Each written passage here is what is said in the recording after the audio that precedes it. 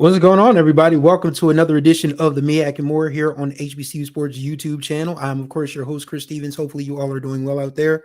Hopefully, you've gotten to the midpoint of your week relatively unscathed. That's kind of hard to do in these days and times, is what I'm trying to say. So we got a packed show for you guys. We're going to get right into it, but before we get to that, we've got to shout out our sponsor, Rock. That's not our sponsor. Deshaun Jackson is not our sponsor, but we'll talk to him in a second. This is a Rock Solid Contracting out of Wilmington, Delaware. Rock Solid Contracting handles all your contracting, development, construction, demolition, and remediation needs. I believe they do travel, so feel free to reach out at rocksolidworks.net for all of your construction needs, all you East Coasters out there. And once again, we want to thank Rock Solid Contracting for becoming the first official sponsor of the MEAC More with Chris Stevens. And before we get to today's show, I want to give a special shout out to Marcus Williams. Marcus Williams, his son Dyson plays on the Delaware State football team. Ran into him on Saturday, going into Alumni Stadium as I was, headed up to the press box. Before I got into the stadium, I heard somebody call my name out, and I was like, "Uh-oh, what'd I do?" He's like, "No." He's like, "Oh, my son plays for the team." He's like, "We came all the way from Houston, Texas. We love it here. He loves it here. I watch what you do on the MEAC and More." I'm like, wow. People are really watching this thing. We had a good conversation. I found out that around the corner, Houston, Texas style, and around the corner here in Delaware are two totally different things. Because we were talking about Prairie View A&M. He's a Prairie View alum, and he says he likes what Coach Jackson is doing. And I was talking to him about Coach Jackson's radio show because we did a story about how he's got a show deep in Houston. He's like, it took him an hour to get there. And Marcus was like, "Yeah, that's around the corner for us." Around the corner, what? and I had to let Marcus know that around the corner for y'all is literally like 2/3 of the state of Delaware. So I've never been to Houston. I mean, I've never been to Texas. I would love to go one day. I need to get some traveling in my life. But yeah, shouts out to Marcus Williams and his family and his son Dyson on the Delaware State football team. Thank you for watching the MEAC and More. Greatly appreciate y'all. And now we're gonna get into our MEAC and More money players of the week for week 3, which meant more money for their teammates and more problems for the opposition.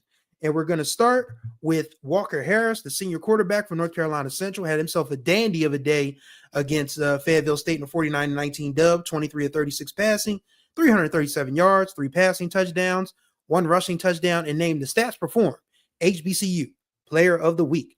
He also had a teammate that did a pretty good job on the defensive end, Thomas Johnson, redshirt junior defensive end from California for Central, collected 5 tackles overall, 2 sacks for 18 yards and losses. Pretty sizable losses. So he was trapping the quarterback deep in that backfield. So shout out to Thomas Johnson as well. Hey, stuttering. Hey, I ain't forgot about Congresswoman Crockett. I hope she hasn't forgotten about me. But yeah, I need to get to Texas for that reason and other reasons. Next up on our MEAC and More money players list for week 3 is Wesley Graves, the senior running back for North Carolina A&T.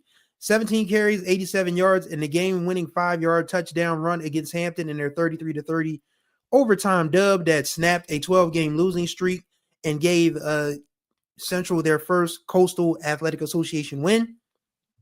And even in a losing effort for Hampton, they had a real standout performance from grad student linebacker Harold O'Neal III, transfer from a Shepherd University Division II school in West Virginia. 18 total tackles, 3 tackles for loss. That's a pretty good day. That's a pretty good 2 weeks for a lot of guys. Pretty good 3 weeks for a lot of guys. So shouts out to Harold O'Neal III, in a losing effort, but did his best to keep Hampton in that ball game on the defensive end. And last but not least, in another losing effort, but a great effort nonetheless, Kendrick Rhymes, the senior running back from Tennessee State, did a little bit of everything for the Tigers. 24 carries, 111 yards, a rushing touchdown, 7 receptions, 64 yards, and a receiving touchdown as Tennessee State fell short to Alabama A&M 23-21. So those are our MEAC and More money players of the week for week 3. Congratulations to you, gentlemen. And if anybody wants to nominate a MEAC and More player for a MEAC or a MEAC or A&T, Hampton, or Tennessee State players, what I'm trying to say, for the MEAC and More money player of the week honors, feel free to shoot us an email at staff@hbcusports.com, or you can find me on the Twitter machine. I still hang out on Twitter just for professional purposes at CJWRITES, the letter NTHANGS. So if you got a kid that you think has put together a good week for, let me know. So this weekend coming up, it's a fatal four-way Hell in a Cell dance. Basically, we've got the Aggie-Eagle Classic where North Carolina A&T coming off a dub. It's nice to say that about A&T. Will host North Carolina Central in the Aggie-Eagle Classic. And then, of course, we have the Truth and Services Classic, a.k.a. the Battle of the Real HU at Audi Field in D.C. as Howard looks to get off of this losing streak against Hampton, man. It's like, oh, my God. Can anybody remember the last? I'm sure, our Hampton friends will check in and tell us the last time Howard beat them because Hampton has had a pretty significant winning streak against the Bison. And this weekend, to me, is going to tell us a lot about all four of these teams. I really think it will. I think when I'm looking, what I need to see from Howard University off the rip is consistency. Because even though they're 2-1, it's a scattershot 2-1. They needed a field goal to beat Florida A&M. There's no shame in that, though, because Florida A&M is a top-flight program in HBCU football. They got absolutely ransacked by Temple. That's to be expected because Temple is an FBS school. But Temple isn't like an FBS power. So that score shocked me a little bit, 55-7. And they struggled a little bit with pulling away from Morehouse, but eventually did pull away 38-10 in the HBCU NY Classic. So I need to see Howard put together a good 60 minutes of football so I can properly assess that team. And I know Larry Scott's probably going to hear this and say, Chris, what are you talking about? I know. I get it. But this is the one that Hampton, I almost pulled a Shady McCoy. I'm not pulling a Shady McCoy. No. So this is the game Howard has to win. I mean, yeah, you want to win your MEAC games, but this Howard team has to find a way to beat Hampton. I don't care how they do it. I don't care if it's a last-second field goal. I don't care if it's a last-second safety. I don't care if it's a one-point rouge. Shouts out to the Canadian Football League. They have got to find a way to have one more point than the Hampton Pirates on the scoreboard this Saturday.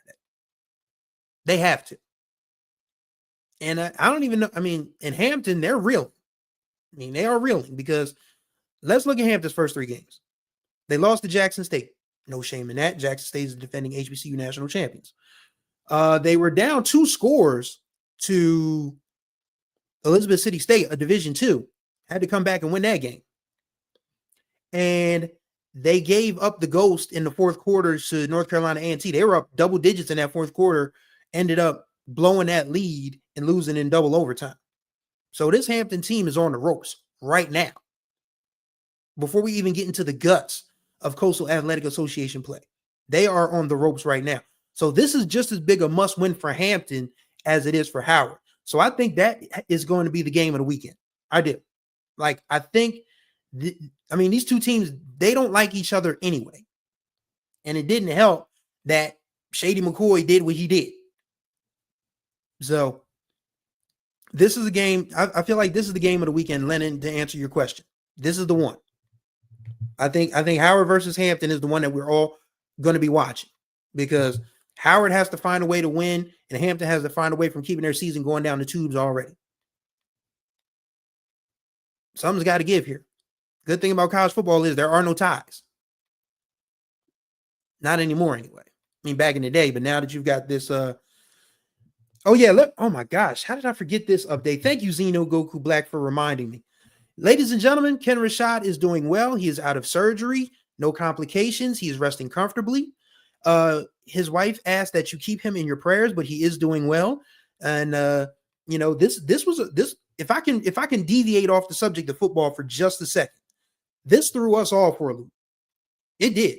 When he told us he was in the hospital, I'm not going to go too far into details because that's his personal business, and I don't want to violate HIPAA, even though I'm not a medical professional.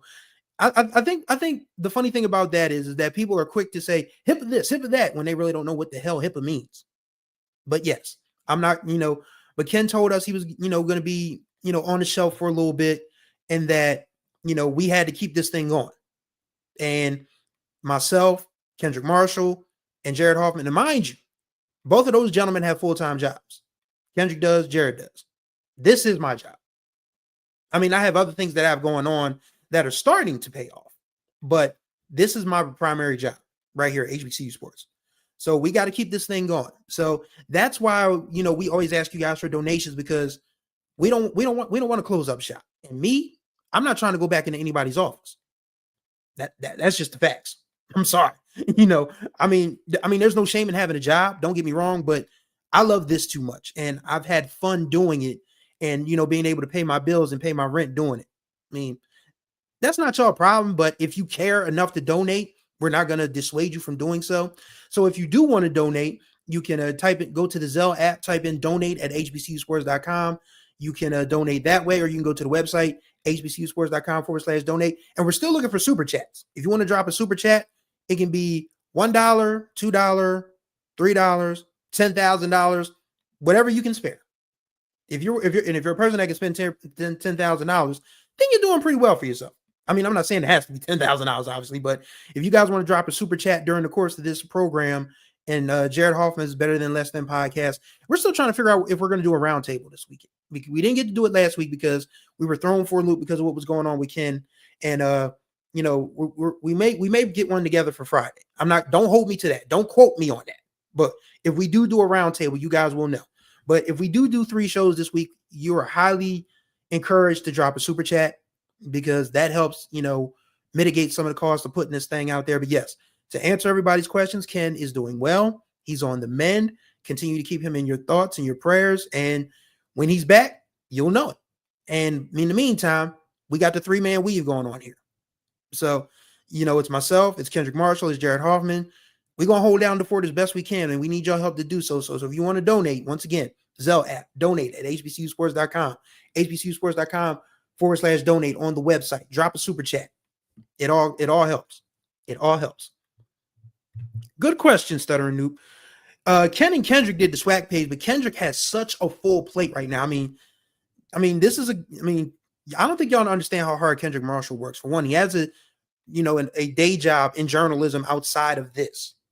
So he's serving 2 masters, as it were. And he's a young husband and a father. So his plate is full, like full, like 8-course meal type full. So, I don't know what the swag page or the roundtable's future holds, but if we can put one together every once in a while, we will do so. We will absolutely do so. Hopefully we can get back to business as best we can, soon as we can. But yeah, that's where we are right now with the state of HBCU sports. I had to, thank you, Xeno Goku Black, for reminding me to give you guys that update. So what was I talking about before? Because I had to, really lock in on that update. What was I talking about? Can somebody help me? This is what happens when you get old. My birthday is next week. My birthday is next Thursday, September 25th. I'll be 44. I probably don't look 44, but I feel every year. Trust me. My knees are killing me after I go for runs around 3 days out of a week. But sometimes the memory slips. But I was talking about A&T, and I was talking about Howard and Hampton. Thanks, I had to watch. Appreciate you. So yeah, that game is a must-win for both teams. Make no mistake about it. Make no mistake about it.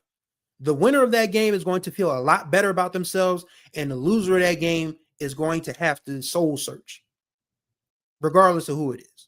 So that is the game of the weekend for me, as far as from MEAC More perspective. I'm sure there are some great games in the SWAC. I'm sure the Division II ranks have some great games, which reminds me, be sure to tune in tomorrow afternoon for Jared Hoffman's Better Than Less Than podcast. He's going to give you all the 411 on everything CIAA, SIAC, NAIA, and football, and you'll be highly entertained and informed too.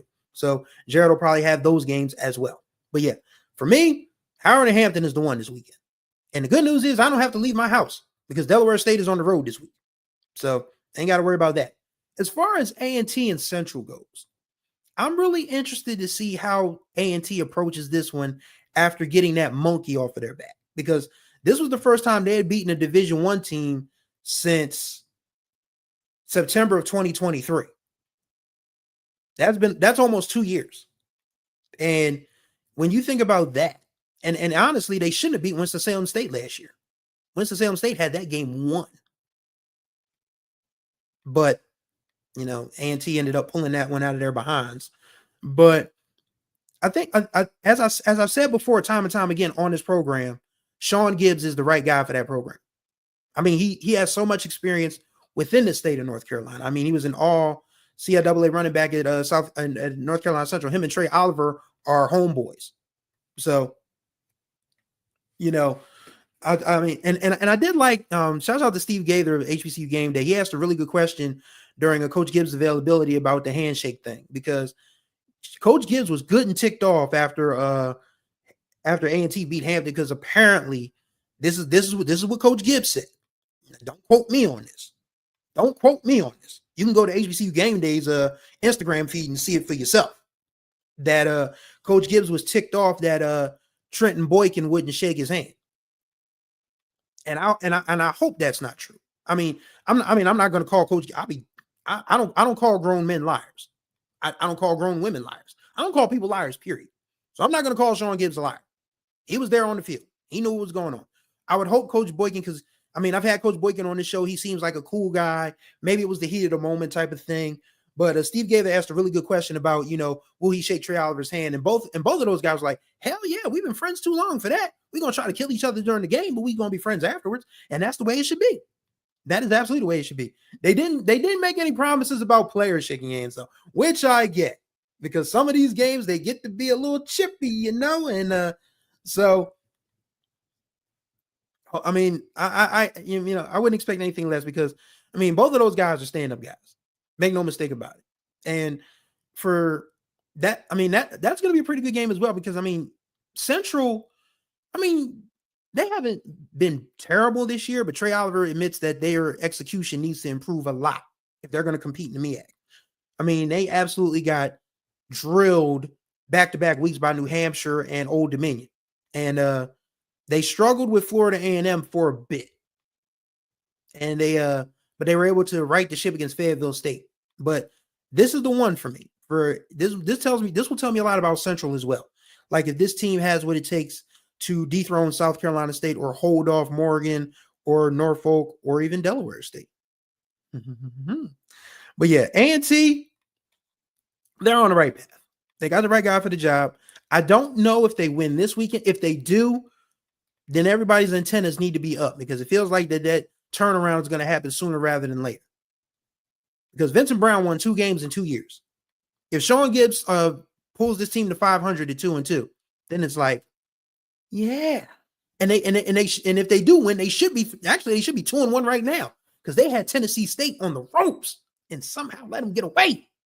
But that just tells you just how much that, the competitive spirit and the confidence of those players have improved under Sean Gibbs in under 8 months' time. So, I mean, this dude got there, and he got there December and January, and they're playing much more competitive football the first 3 weeks of the season. So you can't really knock that. So both of these rivalry games, I think, are ones that everybody should be excited to watch, because you've got so much on the line, not even from a conference perspective, because these teams are not MEAC, they're not MEAC rivals anymore. They're just bitter blood rivals, which sometimes supersedes the conference rivalry thing. But I can tell you now, if Howard wins and Central wins, the MEAC is going to be a dogfight from start to finish. It still might be a dogfight from start to finish if you want them to lose. But I think if A&T wins, then we have to really start looking at that rebuild a lot more seriously. And if Hampton wins, then we can sort of breathe a sigh of relief that they can still make some noise in the Coastal. But right now, I mean, these 2 games are the most pivotal games of the weekend for me. SWAC, CIAA, SIAC notwithstanding. Like, these are the ones that everybody just needs to keep at least one eye on. I mean, find a way to just, look back and forth between both of them like a tennis match. I had a watcher said at least A&T is able to score since they got a new coach. Southbound, I gotta say it's too early. I don't think Osiris Edward Morris is a Libra too. Shout out to my Scales brother. Hope you have a great weekend as well. My weekend next weekend, what am I gonna do? I know I'm gonna run for my birthday on Thursday. There's a trail on the Delaware River that I'm gonna take. I'm going to run my 2.5-3 miles and just sit there for a while until I decide to go back home. That's going to be what I do my birthday morning on Thursday. After that, I don't know. But, you know, so what else are we talking about here? Yeah, I'm just catching up on the comments, making sure I didn't miss anything. Ida Watcher says North Carolina Central's defense has bend and sometimes break. NCCU losing coaches has hurt them. I think that's what people tend to forget about college football these days. Everything is always in flux. Everything is cyclical. Like, you can have one of the best young coordinators or position coaches one year, and people are going to absolutely snatch him up. Make no mistake about it. You might have this young hot assistant that you think you're gonna kind of sort of shepherd through the process of becoming a head coach for when it's your time to go somewhere else. But another school is going to say, nah, we need him now. We're going to upgrade him. He may be a position coach now, but he'll be our coordinator next year. Come on, let's go. I mean, we talk about the players leaving, coaches leave too. So, I mean, the players, the portal has been important as well, but coaches have had a transfer portal year round for generations. That's why it doesn't, rankle me when people start moaning about kids transferring, because coaches can drop contracts at the drop of a hat. And they often do. So, if the coaches can leave like when they want to, so can the players. Why not? But yeah, I honestly think A&T has a puncher's chance in this game, but I still think Central has more talent. This is an even coaching battle. Like, Sean Gibbs and Trey Oliver are like mirror images of each other. Like, I don't think one coach is going to drastically outcoach the other. But I do think that Central, as of right now, has more talent. But you know what happens when talent doesn't work hard? Hard work beats talent. So if A&T comes into that game razor sharp, laser focused, and Central dilly-dallies, who knows? But yeah, it's been last week. Oh yeah, the Boombox Classic is this weekend. Holy crap! How did I forget about that? Southern J State. Also the rematch of last year's SWAC championship game. So the Boombox SWAC rematch is this weekend as well. I'm very much looking forward to seeing how that game pans out. Now, that is something probably Kendrick Marshall can talk about more, since he's a J State alum. Or if we do a roundtable, we can talk about it together as a crew. But yeah, outside of those two games, I think the Boombox is probably going to be one that everybody watches. Can Southern's offense get right? Can Jackson State put together 60 minutes of good football? Yeah. So, we got some good ones this weekend. And another good story coming out of the MEAC. Of course, I got to talk about it. I'm not wearing my Delaware State shirt today because it's actually cold here in Delaware. I'm actually happy to say that the temperature has dipped to where I can finally comfortably wear a hoodie in this house. Like, I don't like being hot. I don't. You people that love summer, that love sweating all the damn time, good for y'all. Can't be me. Cannot be me. Oh, Stutter Noob says the Boombox is next week, not this week. Okay, so my original assertion stands. It is the rivalry games this week. It's the Aggie-Eagle and the Battle of the H. Those are two games everybody should be watching this weekend. But Delaware State, Deshaun Jackson, I will never forget he said this, because I attended his introductory press conference on January 6th. January 6th. What a day. Oh. And, he said 2 wins in 2 years. That can't happen anymore, because that was Delaware State's record under Lee Hall. They were 1-10 in 2023, 1-11 in 2024. And they said, you got to go. And they brought in Deshaun Jackson. Lo and behold, Delaware State, 2-1. First winning streak since the Rod Milstead era, October of 2023. No, October 2022, excuse me. And the Bowie State game, it was ugly. The score looked good for Delaware State. They won 36-14. But DSU should have hung about 50 or 60 on Bowie, but they just kept doing stupid stuff like penalties and different things of that nature. In fact, I got to ask Deshaun Jackson, head coach Deshaun Jackson, about those penalties and those different things. And this is what he had to say. It's extremely frustrating. You know, I can't. It's extremely frustrating, man. You know, I can't continue to allow, you know, those mistakes as a head coach. You know, even in my playing career, you know, the coaches that I respected and, you know, had a great relationship always preached and praised, you know, complimenting football and doing the things you need to do because it's hard enough to win. You know, and Division I football and football in general is hard enough to win, right? So when you're, you know, continuously making bonehead mistakes, putting your mind in however you're feeling in that moment, you know, against the team is not good ball, right? And, you know, like I said, at the end of the day, the referees call what they call, right? So it's just being in every game, we've always been the most penalized team on both sides, right? So, you know, at this point, it's like we're going to have to deal with what we got to deal with. But I know as a head coach, you know, what I'm preaching and what I'm praising to my guys, you know, that is it's definitely unacceptable. He was not happy on Saturday. He was not. Like, everyone on campus was just, you know, doing the Dell State slide, you know, which is kind of like a, you know, a version of the electric slide. You know, everybody was having a damn good time. Deshaun Jackson was not happy.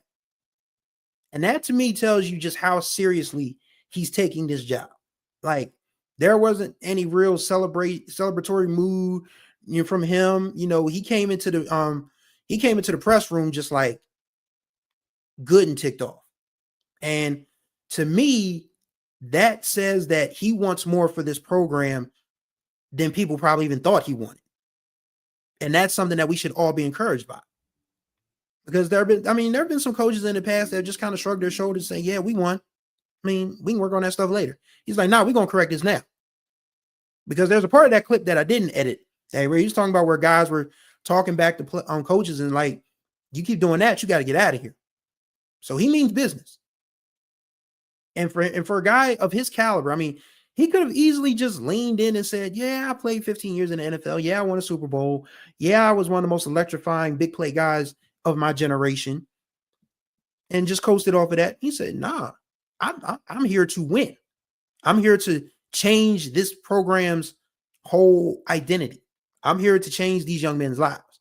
And if we got to, you know, impart that discipline on them, then that's what we're going to do. And that is a very encouraging sign. Deshaun Jackson gives a damn about Delaware State football. I mean, as a head coach, you got to give a damn about your program or you're not going to go very far. But Deshaun Jackson obviously gives a damn about this job and how, you know, the program progresses. So, yeah, 2-1 is great. It's wonderful, actually. It's wonderful. But, you know, they got a tough 3-game stretch coming up, and it's all on the road. They're at St. Francis this weekend. St. Francis is a Division III team masquerading as a Division I program, but they still got some talent. Still got to go up there and play a good football game. You go to Sacred Heart the following weekend. Sacred Heart, they don't belong to a conference anymore, but they're still a pain in the butt. And then they go to Monmouth, and Monmouth was picked second in the Coastal. And Delaware State was penalized 16 times for 153 yards against Bowie State last week. You get 16 penalties against Monmouth, they're going to kick your teeth in.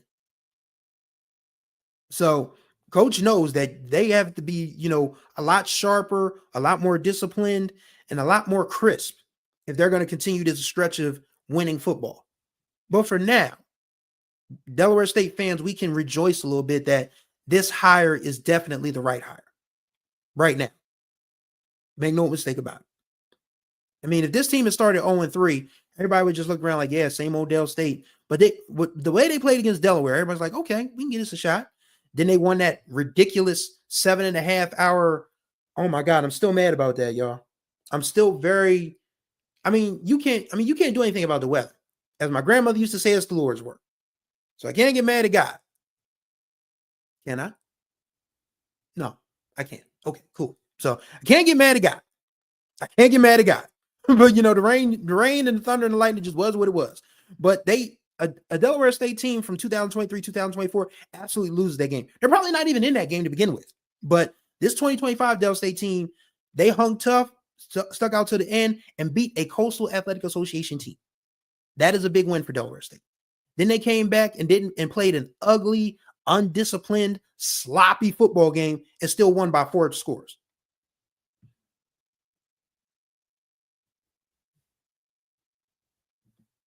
things have changed for the better. And so if they can somehow go 2-1 in this stretch, because I don't think they can beat Monmouth, but I do think they can beat Sacred Heart and St. Francis.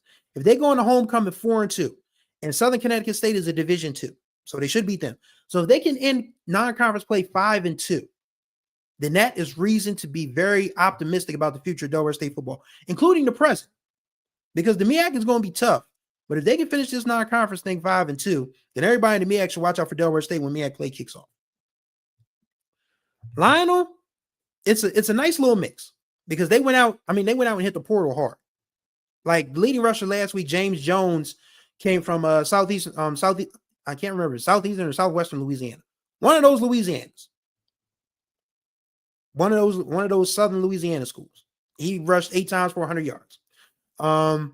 Quentin Johnson from Central Florida is the main defensive gun, and he has been a menace all year long. He's forced fumbles. He's sacked the quarterback. He's had TFLs out the wazoo. They hit the portal pretty hard, and there's still, some guys that are left over from the previous regime. Marquise Gillis, the running back, the leading rusher, has played for 3 different head coaches. He just continues to, play, put his head down and do the work. And he should be a guy that's on free agent radars next spring. Like, he's a big physical guy, 6'1", 210 pounds, very strong, has decent acceleration, doesn't fumble, can catch the ball out of the backfield. He was hurt all of last year. This year, until last week, he had good health. So his health is in question right now, but if he can come back and put together a decent all-MEAC year, he should be on free agent radars next spring. So hopefully that answers your question. This is a good one. This is a good one, Ida Watcher. This is a good one. Southbound, I see your question. I'm absolutely going to answer it. Don't get me wrong. I want to address this first. Do I think anyone is going undefeated in MEAC play? That's a tough one. That's a tough one. Because you look at the MEAC right now. Delaware State, 2-1. Howard, 2-1. South Carolina State, 2-1. Just hung 55 on Bethune-Cookman. North Carolina Central is 2-2.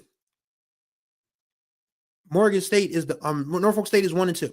And Morgan State is 0-3. And the good news about these records is they don't mean anything because none of them are conference games. These are not conference games they're playing right now. So everybody's on the same keel, on the same level until October. So, yeah, you don't want to lose every game you play, but if you're 0-0 in MEAC play, does it really hurt? I don't think so. But going undefeated in conference this year, South Carolina State last year definitely caught lightning in a bottle. Credit to Chennis Berry, because he brought in his guys from Benedict, and he always would say this thing about. I love hearing Chennis Berry talk. Like, being on the MEAC calls every Monday with Coach Berry is fun because he's a cross between a Baptist preacher and Eddie Levert. Like, it's a joy to hear him talk. And when when he gets the philosophy, putting his philosophy bag on and, doing all this stuff, talking about things like, yesterday is history, tomorrow's a mystery, and the present is a gift, that type of stuff. When he's in his bag, he is fun to listen to. And his players obviously believe that. So, but yeah, they caught lightning in a bottle last year. I don't know if that same thing happens. I don't know if Central goes undefeated. Howard, Morgan State, Delaware State, Norfolk State, they all have question marks. Central and South Carolina State right now are still the main dogs. Pardon the pun. But I don't think so. I think somebody slips up along the way, and it's just a matter of how that tiebreaker shakes out. So no, I don't think there'll be an undefeated team in the MEAC this year. And I don't think there'll be a winless team in the MEAC either. I think every MEAC team will win at least one conference game this year, hook or crook. So this year is going to be fun. I think, we're going to have a very competitive MEAC schedule that probably won't be decided until the next to the last weekend of the season, or maybe even the last weekend of the season. So, I'll just go ahead and say on the record, I don't think we're going to have an unbeaten team in the MEAC this year. In fact, I might even dare I say a 3-2 MEAC team ends up, getting that Celebration Bowl spot. Stranger things have happened. Speaking of stranger things, let's get to this question. So, if you guys missed that bit of a conundrum late last weekend, Bruce Feldman, who is the senior college writer for The Athletic and does the sideline reports for Fox Sports, published a post after Virginia Tech kicked Brent Fry out the door after they got smoked by Old Dominion at home, and the two names that were at the top of his list are Shane Beamer, who of course his father Frank was a longtime head coach at Virginia Tech, and of course Mike Vick, who is now coaching Norfolk State. So, is there any smoke to that fire? Is there, the old saying is where there's smoke, there's fire. So do I think there's any smoke to that? Probably not, but it's just something to mention because Mike Vick just got his first head coaching job. And right now, Norfolk State doesn't look that much different than when they did under Dawson Odoms, but that's not to say that Coach Vick is a bad coach. It's to say that Rutgers is Rutgers. They're still an FBS program. It's also to say that Towson, if Towson was in the MEAC, Towson would win the MEAC, hands down. Or at least be a competitive team in the MEAC. And so, to me, it just feels like, just putting his name out there just to put his name out there. It feels like for clicks, obviously. In this day and age of journalism, and I've been a journalist for 23 going on 24 years, more than half my life. And so I've seen this thing evolve from putting together the best story, the best report you can, the most truthful thing you can, to we got to get clicks to satisfy ad revenue. And I'm not saying there aren't traditional journalists out there. I'm not even saying Bruce Feldman isn't a traditional journalist. I'm just saying that people's names and situations, they get a little bit more, clout, because that's what people want to read about, people want to see. And it's frustrating. If you want my unbiased, honest, journalistic opinion from a dude who was trained by Dwayne Wickham, who had a column in USA Today for 35 bleeping years and was one of the co-founders of NABJ. So I know what I'm talking about here. I ain't just talking out my behind. I've learned everything about journalism from Dwayne Wickham. So, to me, that's as good. That's as good as the degree I got from Delaware State. When he was the head of our journalism institute at Delaware State when I was a student there. So I gotta reach out to Dr. Wickham one day, just to say what's up. We're still friends on Facebook. He's a great guy, by the way. If you never had a chance to talk to Dwayne Wickham, man, you're missing out. He's a Renaissance man, and he's probably one of the most elite Black journalists to ever do it. And I learned from him. I sat in his classes. I ate dinner at his house, and all of this other stuff. So, as my unbiased opinion as a trained journalist, I hate this era of journalism with everything in me, because this isn't what I was trained in. This is, how you said, how when you're of a certain age and you see people do stuff, it's like, wow, that's not how I was raised. That's how I feel about journalism right now. Like, everything is for clicks. Everything is for likes. We got to, tease people with things. And I'm just like, why can't we just give people the benefit of the doubt that they'll be intelligent enough to read and come to their own conclusions, or listen and watch and come to their own conclusions? Then again, we've got people out here who are literally just like not, well read or not well educated. And that's not disrespectful. It's just the fact that the right wing has just absolutely destroyed education in this country as we know it. And that's on purpose. So we're forced to do things like say, oh, wow, see what this HBCU program is doing. And it's like, why can't we just say Delaware State is 2-1? It's so much simpler.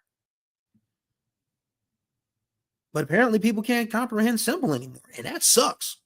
So, that if you wanted my unbiased opinion on how the state of journalism right now is, especially sports journalism, I freaking hate it. Like, it's like being in a relationship with somebody who you have dynamite chemistry with in the bedroom, but y'all can't stand each other outside the bedroom. Like whatever goes on in behind that door is great. But when y'all out from behind that door,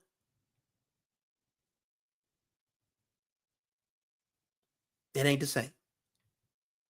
And I mean, that's just basically how I feel about journalism, to be quite honest with you. I love this field. I have. It's the only thing I've ever wanted to do with my life.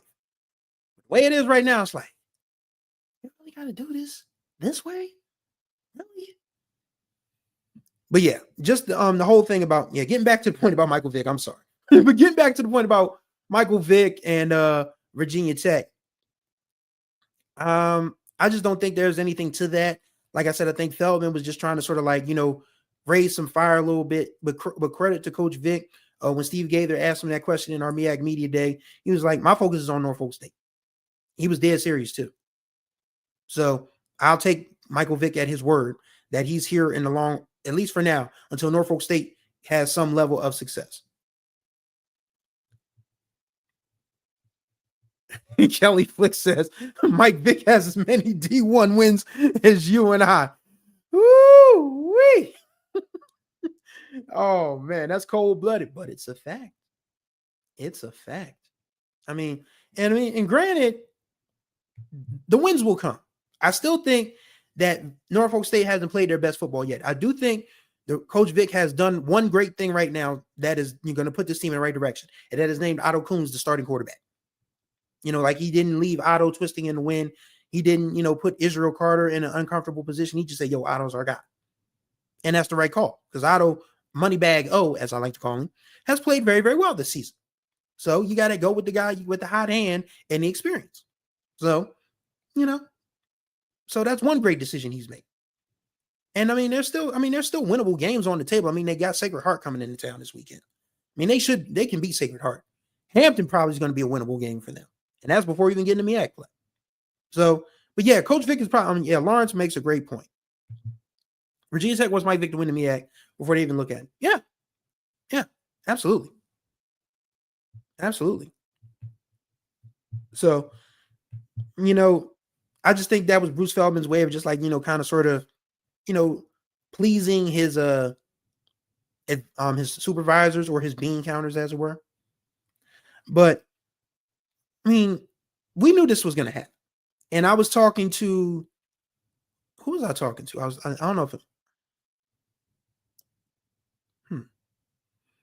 again, I'm getting old because I can't even remember some of the conversations I had with people. I know I was talking to a friend of mine actually. And I said, don't be surprised if this Delaware State team somehow wins the MEAC and hits the Celebration Bowl. The same thing is going to happen with Coach Jack. Because then UCLA just fired Deshaun Foster after an 0-3 start. Imagine DSU Cinderella run to the Celebration Bowl. They don't even have to win it. They just have to win the MEAC. They win the MEAC, go to the Celebration Bowl, play Jackson State or my dark horse Prairie View, and somehow make it a competitive game. The entire country is going to be watching that game because it's the first playoff game. It's the first bowl game. So, if Deshaun Jackson somehow wins the MEAC this year, don't be surprised if those rumors start coming about. Because people are probably going to say, oh my God, if he can turn around that program, buddy, imagine what he could do with our resources. It's the nature of the beast. It is the nature of the beast. So you really got to be mindful of that. And Lionel Williams makes a great point. You understand how to verify and how to have restraint before publishing certain facts. That is what Mr. Wickham taught you. Yeah. Yeah. This is a dude who, saw the Jason Blair and Janet Cook stuff up close and personal back in the day. Like he knew both of those people. Like if you're not familiar, Jason Blair was a columnist who kind of fudged the facts on the stuff that he was writing. And the organization they were working for got him out of there. And there was a lady named Janet Cook who wrote for the Washington Post back in the early 80s. And she wrote this heartbreaking story about this drug addicted child digging in trash cans and all of that. And, the civil liberties unions and the the personal welfare folks. They were like, how can we help this young man? Let's find him. And he didn't exist. Yeah. So you can't be doing that type of stuff and have a career in journalism, man. You can't. I mean, the facts are the facts. You got to report the facts. And if you're not reporting the facts, they'll get you out of here quickly. Or they should anyway. We see that the facts are not being reported in the untimely, you know what, about the podcaster. We're already seeing that spin. So, it is what it is. It is what it is. Ida Watcher says, I heard John Gruden might be at the top of the list for the UCLA job.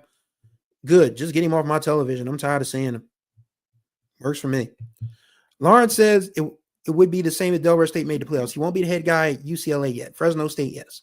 Yeah, he would still move up. He still would move up. Absolutely. But you got to cross that bridge before we get to it. Right now, let's just focus on a winning season for Delaware State. Haven't had one of those since Obama beat Mitt Romney. That was 2012. What were you doing in 2012? 2012, I had just rage quit my last full-time job at a newspaper. I've been a freelancer for 13 years now because I was tired of working for people who thought they knew more about sports coverage than me. Tell you a quick story. So I knew it was time for me to quit when I wanted to square up with my executive editor. So this was the summer of 2012. And I was covering high school sports. And I went and covered the lacrosse state championship game here in Delaware. Lacrosse is one of the big sports here in Delaware because, we have a sizable non-Negro population that, is wealthy enough to devote resources to that sport. And it was one of the hottest days of the year. And I had heat exhaustion. I drove home after covering that game and fell asleep. So I got up, was going to write my story, and I got this angry text message in my phone from my executive editor talking about, why did we send you to that if you're not going to upload the story when we need it uploaded? And I said to myself, if I can't reach through this phone and bust you in the mouth, then I don't need this job anymore. And if I can't bust you in the mouth and keep my job, I don't need it anymore. So after I wrote the story, I drafted my 2 weeks, walked in there on Monday, handed it in. 2 weeks later, I was gone. So I've been a freelancer. I've worked for different organizations on my terms since 2012. Because, back then, younger Chris had a temper. Like if you're going to snap on me over text, you better be prepared to snap on me in person. I want to see that same energy. But I know he wasn't like that. And if I went into his office and just, gave him a stone cold stunner, what good would it have done? So I said, I can't work under these conditions. I'm out of here. So that's where I was in 2012, starting a freelance life for myself.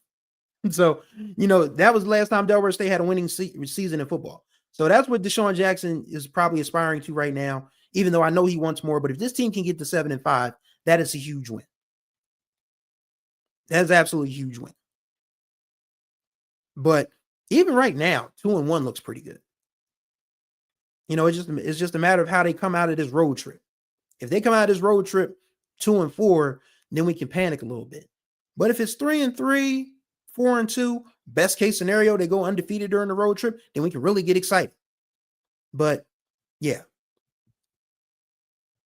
So shout out to A&T Roy checking in. Head Blacks in the house. Win with 7th QB. He was the 7th string quarterback? Damn. Well, I guess you can never have too many of those guys if that's the case. So, yeah. And Lionel Williams makes a great point. In the Trump era, if you're too accurate, you get fired as well. The Washington Post just fired Karen Attiah for quoting that untimely deceased person's own words. So, yeah. I canceled my Washington Post thing a long time ago, but, Bezos is a clown. Musty's a clown. Anybody who seems to think that their truth supersedes the facts of anything is a clown. Period. So, it stinks, but you have to, oh God, I had a watcher. Here goes WSSU Ram Nation. Well, when you have 15K students, there are a lot of quarterbacks on campus. And Ida Watcher says, A&T lost to Tennessee State, so A&T is not the head of anything. And so it begins, ladies and gentlemen. It is rivalry week. It is Central versus A&T, and we got Winston-Salem State jumping in. Gotta love black college sports, man. Black college football. This is how we get down over here. If you are new to this, remember, we talk about each other all the time. But if you're an outsider, you can't talk about us. Because we're going to be on you. We're gonna be on you. Make no mistake about it. So, all in all, a very interesting week 3 in the Mid-Eastern Athletic Conference. This weekend, like I said, it'll probably tell us a lot more about a few teams. Well, except, I don't think that's fair to say in the case of South Carolina because they got to go to South Florida. So, they're moving up to an FBS team. They played South Carolina fairly well, and I don't think South Florida is as good as South Carolina. So, if South Carolina State plays another good game there, then we still have to consider them the team to beat in the MEAC. But yeah, the rivalry games this weekend are the big ones. Aggie-Eagle, Truth and Services battle versus HU. Those are the two. We'll find out a lot about all 4 of those teams by the close of business on Saturday night. And I'm very much looking forward to it. And that is going to do it for this edition of the MEAC and More. Greatly appreciate y'all for watching and listening as always.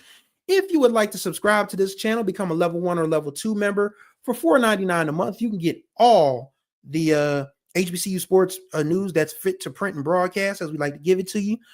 You can follow us on all manners of social media. We are on the Musty app. That's Twitter, TikTok, Threads, Instagram, Facebook, Blue Sky. Just search for HBCU sports.